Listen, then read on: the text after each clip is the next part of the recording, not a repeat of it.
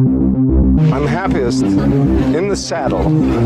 A fellow sportsman. I am an FBI agent! Great Scott! What do you say we cut the chit-chat? A-hole! Dogs and cats living together. Mass hysteria. Come with me if you want to live. Hello, and welcome to Retro Ramble. I'm Charlie McGee. I'm George McGee.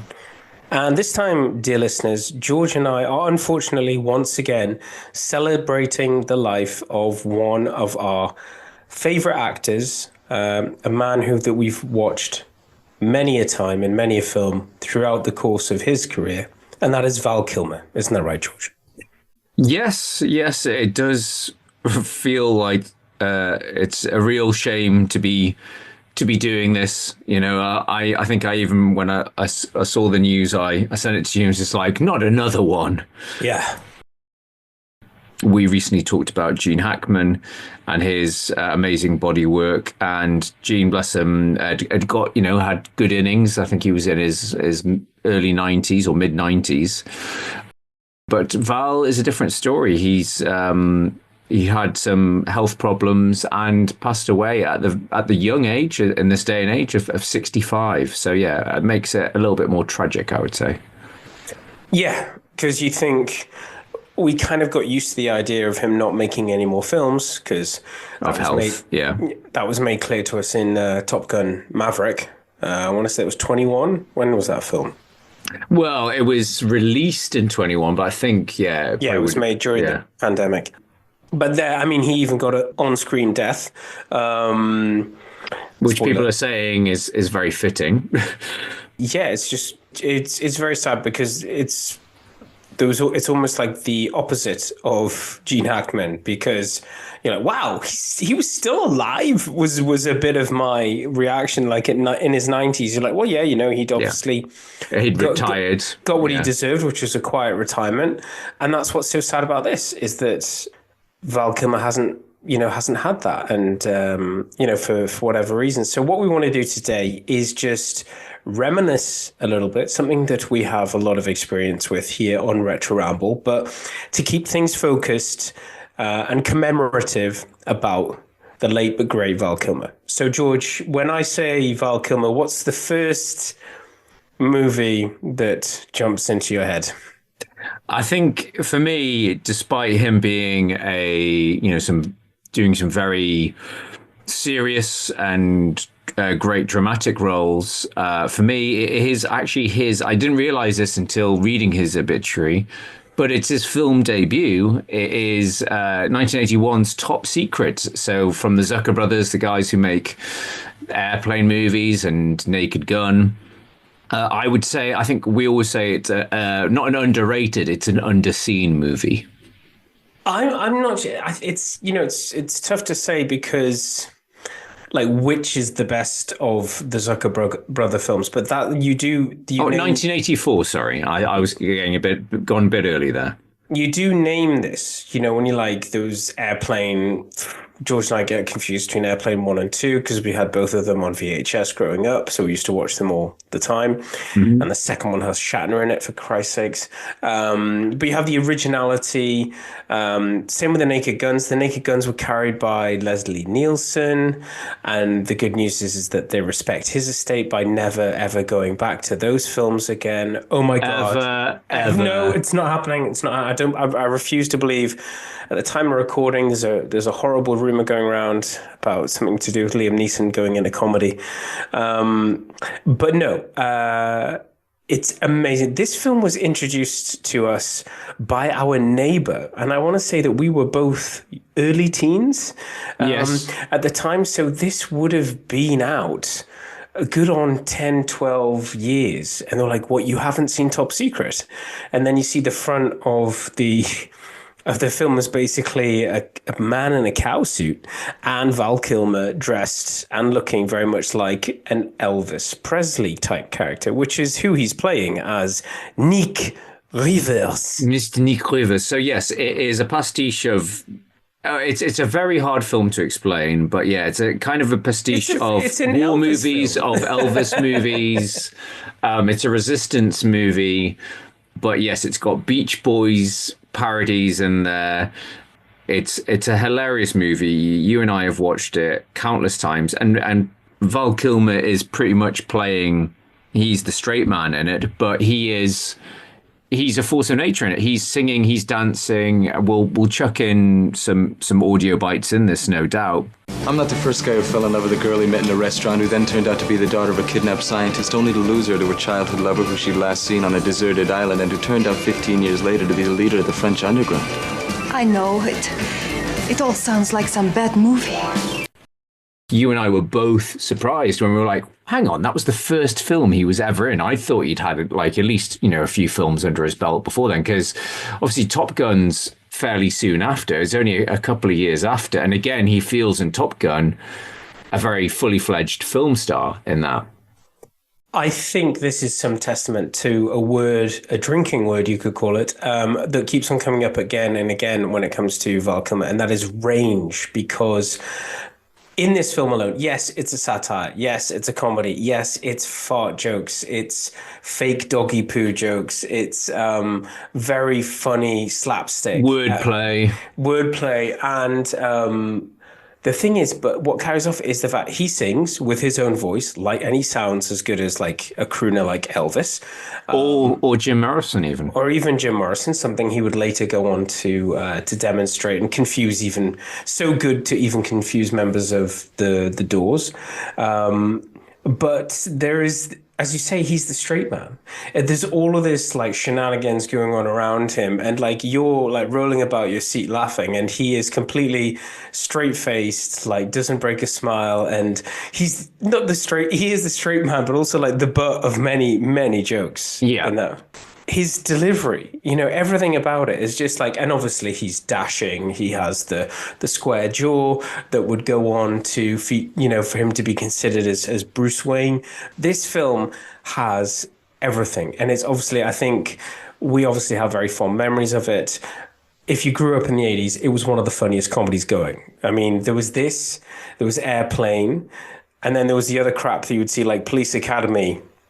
Was not funny, was okay family film. This was satire. This was, very cleverly written stuff that the guys would go on to do.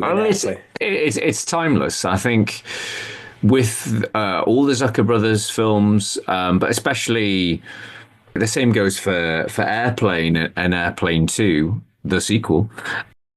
You and we hadn't seen any of the... We hadn't seen any of the reference. We hadn't seen any of the reference material. Whereas all the later parodies... Scary Movie and all those things that came out, they were retreading scenes from these films. They relied on. Yeah, they relied on the reference. Whereas, Top Secret was just a very clever comedy full of sight gags, and you didn't have to have any understanding of World War II films, Elvis films to get it. It's still, and I think to this day, I don't think I've seen any of the Elvis movies. It's right up there on my to-do list, honestly. I've seen, enough World War II and the odd Resistance movies, but it doesn't matter. Whilst you're laughing at one gag, you've probably missed about 3 or 4 more. But also, I think if you do try and watch an Elvis film, within minutes you'd be like, this is more ridiculous than Top Secret. I think there's one Elvis film where he's, you might have seen this circulating, where he sings an entire song about wanting to sleep with his cousins. Oh, wow. It's about wanting to have a threesome with 2 of his cousins. It's just one guy, 2 girls. And it's like 4 hands, 2 legs. It's just he keeps on cutting through the numbers, and it's like he does it with his smile. You're like, this is insane how powerful he was. Like, I could pretty much do whatever I want. So that star power, that raw thing, like where they do this so well, is the fact that he's playing a concert and the girls are going nuts. They're killing themselves, literally. Yeah. If we try and go chronologically, we mentioned it just before. Top Gun. Yes, obviously we have. Some would say we've covered Top Gun extensively because we've done. Some could say we haven't covered it enough for a Top Gun podcast. We've done the original movie. we had your report from the royal premiere, and we have of Top Gun Maverick, and then we did a review of Top Gun Maverick. So we have talked a lot of Top Gun. It's one of life's simple joys. But he is great sort of foil to the very confident Pete Maverick. I can't remember his surname. Yeah, Pete Mitchell. Isn't that right? Ice. So yeah, I don't think we need to talk anything about. But he's a good foil against the cruiser, and it is it's really good how it comes full circle. All that emotional payoff. We're getting ahead in terms of wrapping up his career with Top Gun Maverick, but yeah, it's just very clever screenwriting, considering, oh yes, they do make friends at the end of Top Gun, but it's great how you can fill in the blanks between the two movies. I think Top Gun, just on that note, and I don't know if we covered it, I think I remember reading that he was in a contract with Paramount and he didn't even want to be in it, but he was kind of in it against his will.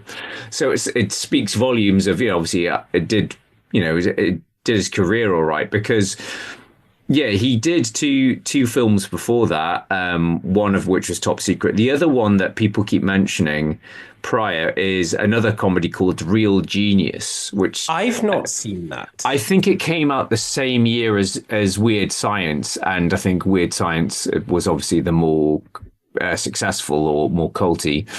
But yeah, that's one I think we should add to our revelations list. How can I stop the beating of my heart? It pounds like never before. Out of fear. Out of love. I can stop it. I'll kill you. Death next to love is a trivial thing. Your touch is worth 100,000 deaths. I think the next film after Top Gun, we have covered. It is George Lucas / Ron Howard, Willow, which is, I mean, maybe it is giving Val short shrift, but I remember us watching it and thinking, oh, it's a Han Solo clone, but his Mad Mardigan is a great character. He is full of bravado, full of swagger, but he is also a complete buffoon. Yeah, there's that, and there's some things he can kind of do well, but he's not perfect. So for me, again, range. He could have gone for the whole Han Solo, but he doesn't. He doesn't have the chance to in the script. I mean, yeah, he has that brashness, but he is also a bit of an idiot as well. And I think the chemistry that he has with Warwick Davis is really nice. Obviously, the chemistry between him and Joanne Whalley, which would go on to become his wife for a few years. So yes, we have a lot of time for Willow, and obviously, you can check out our episode on that for a deeper dive. We'll skip past The Doors because that is a film that you and I hadn't seen. However, we cover that separately on Retro Ramble Revelations. So if you want to listen to what we think about that, you will need to check out the Revelations episode, which is available on Patreon. But again, as Charlie's saying, like Top Secret, he's doing singing, he's looking uncannily like and acting like Jim Morrison. But we'll listen. If you want to find out more, please feel free to check out and sign up to our Patreon. I like you, Clarence. Always have. Always will. Another one we've covered, True Romance. Of course, where he is playing, this time for reals, not just singing like him, actually playing him. He's playing the king. Well, the imaginary king that lives inside Clarence's head. So we never see him. He's always he's off camera, and then finally you see him out of focus. Range, out of focus. You just see the glasses. Yeah. But yes, that is a great random role, I should say. Stunt casting, could you say? And according to IMDb, he's credited as mentor, so he's not could be just any 1950s crooner. I'm your huckleberry. Why, Johnny Ringo. You look like somebody just walked over your grave. Fight's not with you, Holiday. I beg to differ, sir. We started a game we never got to finish. Play for blood, remember? I was just fooling about. I wasn't. Another film, a big film that we've, it's next, some would say definitively his greatest role. Doc Holliday, well, I'll be your Huckleberry, in Tombstone, in a very stacked cast. It is, but like we wax lyric about him, We wax mustaches, we wax lyrical. Some fantastic mustaches in that movie. We love that about him, and that film has everything. And it's got Michael Biehn, and it's got Kurt Russell, and it's got mustaches, and it's got the shootout at the OK Corral. It's got everything. Speaking of dear Michael Biehn, there was a quote from him doing the rounds after Val Kilmer's, the news broke, of him saying, what was it like to work with Val Kilmer on Tombstone? He's like, I never met Val. I worked with Doc Holliday. That's like weren't properly method, apparently. Yeah. He did 3 films in 1995, one of which is Wings of Courage, I've never heard of. The next film you might have heard of, it's called Batman Forever. And what a marketing sensation that was. U2, we're gonna have magazines, we're gonna have fast food tie-ins, we're gonna have it was a great film, Batman Forever. It had Jim Carrey, it had Tommy Lee Jones, had Uma Thurman, right? A bit too many. No, Uma Thurman's Batman and Robin. Yeah, I know, it's Nicole Kidman. At the time, Mrs. Tom Cruise. Well, I wish I could say that my interest in you was purely professional. Are you trying to get under my cape, Doctor? A girl can't live by psychoses alone. It's the car, right? Chicks love the car. No, we have obviously we're huge Batman fans on the podcast, as you will know. We've recently covered Batman Returns. We did discuss maybe covering Batman Forever, but I think we wanted to sort of space out our Batman reviews. But yeah, I think all I want to sort of say on this is, I'm a huge Batman fan. Batman Forever was the first Batman film I was able to see at the cinema. So it has a very fond place in my heart. But I would say, obviously Keaton has and deserves all the plaudits for his definitive take on Batman. He is, as we've talked about, our Batman. But for Kilmer, I feel he's probably... There's been a lot of great actors that have played Batman, but I think Kilmer is probably one of the few that's nailed both roles, Bruce Wayne and Batman. He's a very believable Bruce Wayne, whereas it's something that Keaton's Bruce Wayne was just a weirdo. George Clooney was, hey, I'm just George Clooney. Hey, Freeze, I'm Batman. He was a terrible Batman as well. He was a terrible Batman, and he was not a very... I mean, George Clooney's apologized a lot. He's an amazing guy. He can do everything, just not Batman. And obviously, Ben Affleck's done the very serious Batman, and that has strengths and weaknesses. But yeah, I feel like a bit like... I was thinking about this. It's a bit like a Bond thing. It's a little bit Roger Moore. It's a little bit Pierce Brosnan. I feel like Val Kilmer's portrayal is a bit of an amalgamation of everyone. He can do the lighthearted stuff, but he can also do the brooding, oh my God, my parents. Yeah. I think what he does really well in that is he squares off very well against Carey. It's like there's the whole... I think they really tap into that. The one person who sticks out in that, who did not enjoy making that film, which we will cover, is Tommy Lee Jones. And I think it almost... Imagine what that film would have been like if it had just been Carey versus... And we would have got more. Because, he's a bit drowned out by the whole, Tommy Lee Jones just trying to, out-ham everybody. I think, yeah, we will definitely cover that film in more detail. But if I only think it was a big anniversary coming up, like 25 years since it was. God, 30 years. Was it 30 years this year? It's 30 years this year. Maybe we'll cover it later in the year. But yeah, no, I think it's a good blockbuster movie. Obviously, you know, I think a lot of people put it in the same category as Batman and Robin, which I feel is unfair. No, that's totally unfair.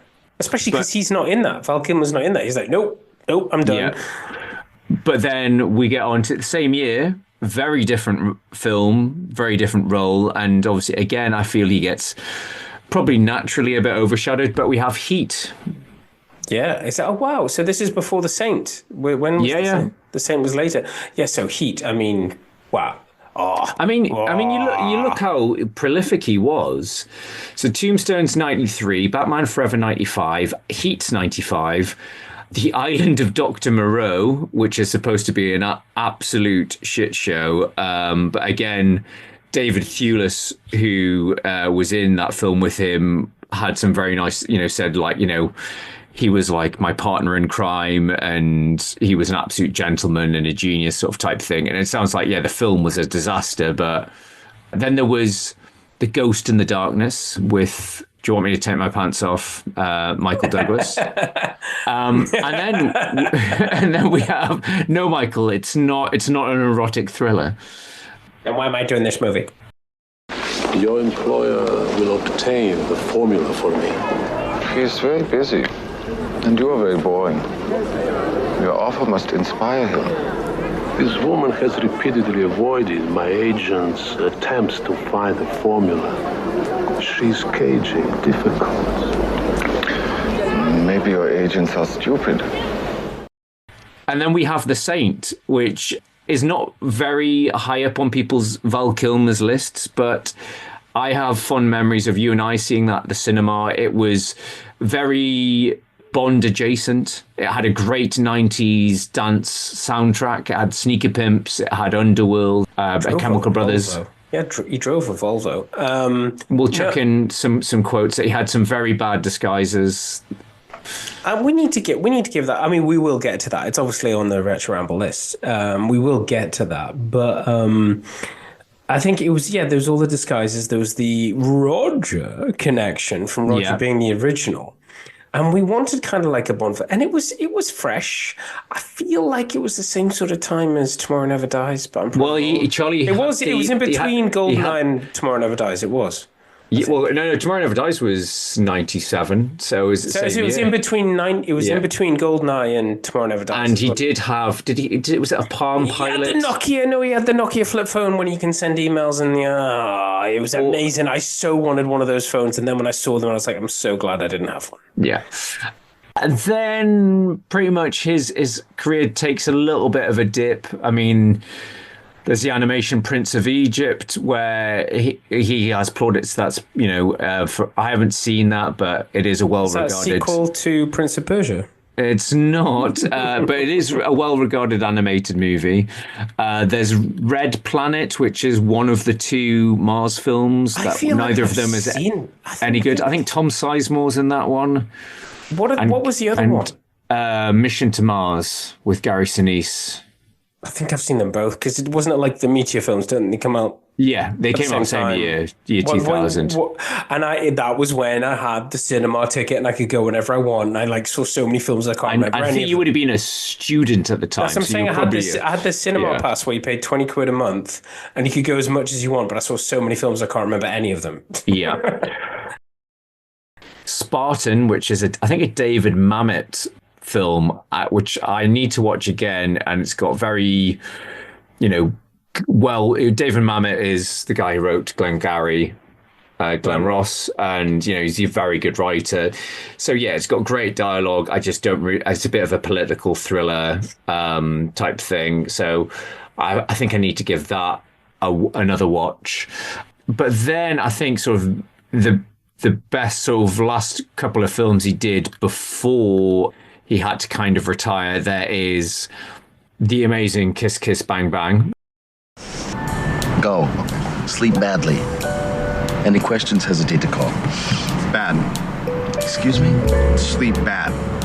because otherwise it makes it seem like the mechanism that allows you to sleep. What? Fuckhead? Badly's an adverb. Who taught you grammar? Get out. Vanish. Probably one of the last great film roles he did. And also a film which propelled one of the biggest actors of today. Yes, it's into the second wind of their. A lot of people say that's the film that helped Robert Downey Jr. win the Iron Man gig. But yes, it's a great double act between him and Val Kilmer as Gay Perry, the private eye. And I think, if anything, I think it's very hard to steal the show from a force of nature like Robert Downey Jr., but I think Val Kilmer effectively does that in Kiss Kiss Bang Bang. He also shows again the fact that just think of all the actors he's played, think of all the characters. He's never the same person. It's always very different, and we probably take it for granted in The Saint, just to go back for a second, that prosthetics and disguises had come a long way. So they were showing that off. Yeah. But when you remember in that film is that how much he carries it when he's doing it. He totally transforms into a different person. Yeah, absolutely. And then we mentioned it in our last episode when talking about Denzel, Tony Scott collaborations. There's Deja Vu. He plays the FBI sort of handler in that. I totally forgot about that. He's in Deja Vu. It's a small role. It's a supporting role, but he's the guy that's running the FBI. Oh wow!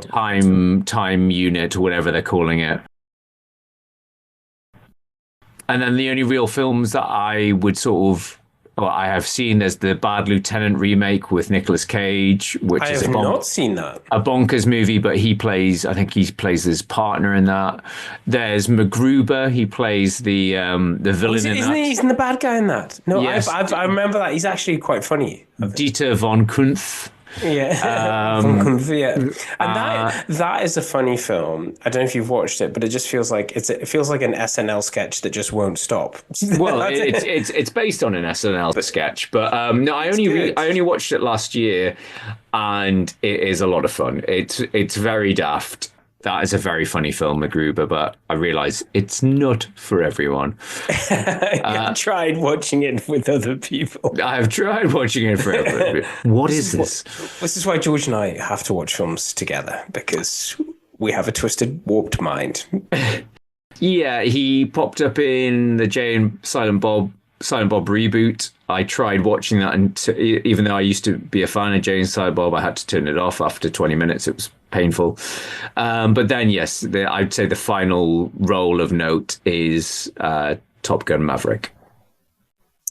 Well, what a career. What a career he had. I think that's it. I think, we've covered, there's a lot of versatility there. There's a lot of different genres, different roles, really challenging roles.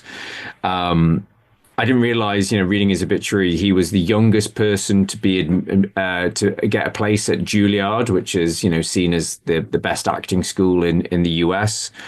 I also read, I didn't realize how much of a romancer he was. He was, apparently he dated Cher, Daryl Hannah. Who else did he date as well? Angelina Jolie. So yeah, he was a bit of a player. I mean, he was a beautiful man, let's be honest. I think it's worth covering. There are stories that he was sometimes a difficult actor to work with, but I think it shows the amount of people that have come out and support him. I think it was mainly directors that found him difficult. I think he was just a very driven director, though. I think there's a great quote from Joel Schumacher, who said, "There's two things I would never do in my life again. One is heroin. Two is work with Val Kilmer." So yeah, I think he was he could be a meticulous actor. But yeah, I say there's been a lot of love poured out by a lot of acting of people that have worked with him. And yeah, I think it is a shame that obviously in his later years, I think he got throat cancer, and that kind of wiped out, even to the point that the speaking bits in Top Gun Maverick is not his voice. It's been, I think it was, I don't know if it was AI or it was some sort of impersonator. Because there's also he couldn't talk. Yeah, he couldn't talk. He's lost his voice completely. Because there's actually a documentary, because he was a very prolific home video maker, and there was a documentary that came out a few years ago of his home videotapes edited into a movie, and it's just called Val, and it's narrated, I'm doing air quotes, by Val Kilmer, but it's actually his son that does it, and his son sounds so alike to him. Oh wow! So yeah, that's something I would like to check out, because it's, you know, there's like, it's a lot of the time these video diaries is when he's on a film, you know, so it's like kind of behind the scenes footage as well. So yes, he was apparently he was a poet as well, a writer. He was a very talented man, and yeah, I think it's a real a real loss of talent that we have. It's a real shame. Yeah. So Val Kilmer, we salute you. Thank you for all the memories. And thank you guys, as ever, for listening. We will be back with a rosier picture on some retro rambles to come in follow-up episodes. Anything else you want to say, George?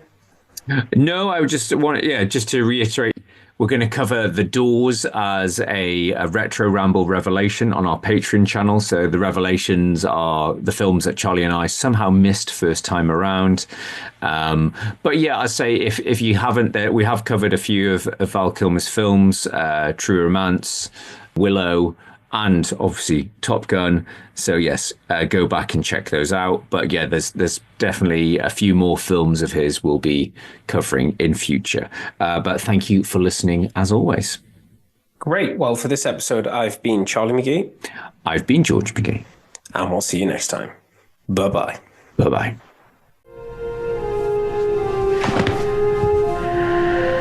Thank you, guys, for everything.